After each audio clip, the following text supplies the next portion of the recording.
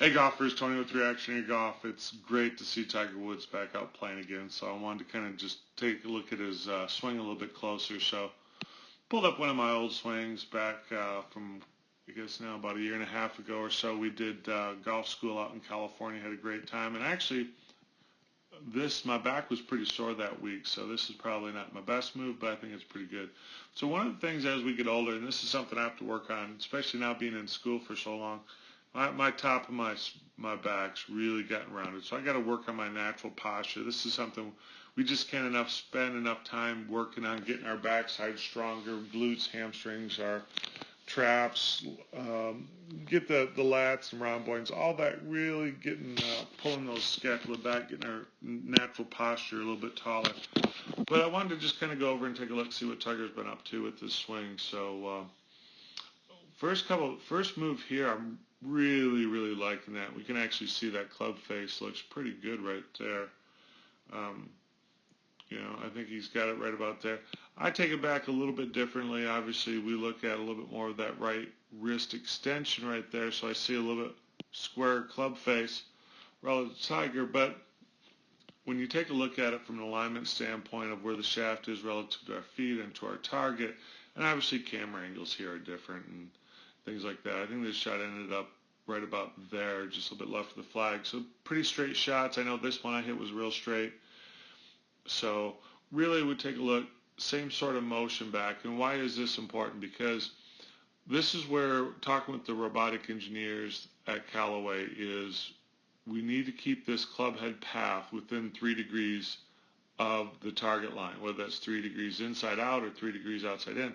It's a very small amount, but it's important that how that club is designed, and we just can't get this path outside that 3 degrees if we want to hit the ball straight. So as this kind of club works up, and again, what I want to just kind of do is just pick out a few checkpoints and just kind of look at what's that club head doing on the way down. So Tiger's work has a much more wider swing than I do right now, and again, that's obviously a good thing. So when we take a look, but as we get older, it's okay to kind of make this swing a little bit, let the arms kind of fold up a little bit. But when we take a look, we would like to see that shaft, pretty parallel to our target line as a good reference point. So I'm really happy kind of with what I'm seeing right here with Tiger. So elbows are out there a little bit. I'm glad to see that's not being tucked in too much. That all looks really good. Now let's see what happens on the way down. Well, obviously, his speed is much faster than mine right now, so this is something golfers, better this arm speed coming down, the better, more club head speed we're going to create. Now what's interesting, if we take a look at kind of where these, kind of going back, I just want to highlight a point right here. This is where Tiger's club head was at that point. As this is coming down, you can see that shaft, even though the hands are moving out, that club head is not getting down behind him. And this is probably one of the biggest things that he's been able to improve since coming back, is making sure that golf club does not get behind him. Because if that club falls behind you too much, well then, again, that creates that path that's greater than that 3 degrees. So this is something that I'm really excited to see Tiger going to be hitting some good shots, because when we get it back to checking where things are at coming into the ball, and look at this, he's pretty much repeating back that same pass. And this is this functional swing plane that Dr. Kwan has modeled out. And obviously what I see is with Tiger, and his head's dropped a little bit. You can see from here, and I do want to bring that up.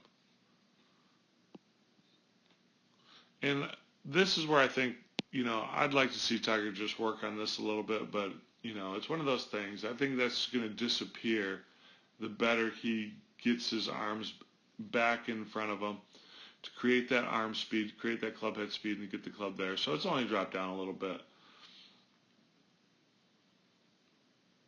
Now through impact, I mean, this is just awesome, and this is where, because my back was a little bit stiff and sore that weekend with the golf school, not quite as far open. And this is really where we want to see the body driving through to keep that going. So if your head does go down, definitely we'll see the hips kind of kick back a little bit to make sure there's plenty of room so you don't stick the club into the ground.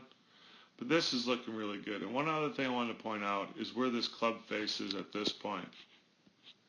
And this is great to see because there's very little shaft rotation right there. And that's one of the things that we're going to see is the more shaft rotation we have, we're going to see a different club face position. So when we look at mine, and that's been my tendency, is to kind of flip that club face over a little bit too much.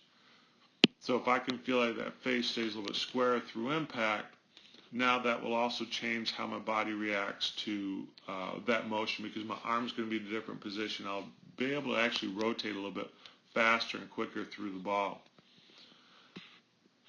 So just kind of finishing this up. So pretty good swings right here. I like to see what Tiger's doing, and now he just can go out there and start playing golf and not playing swing mechanics, and wish him the best out there. Okay, golfers. So what are some key points to taking this away?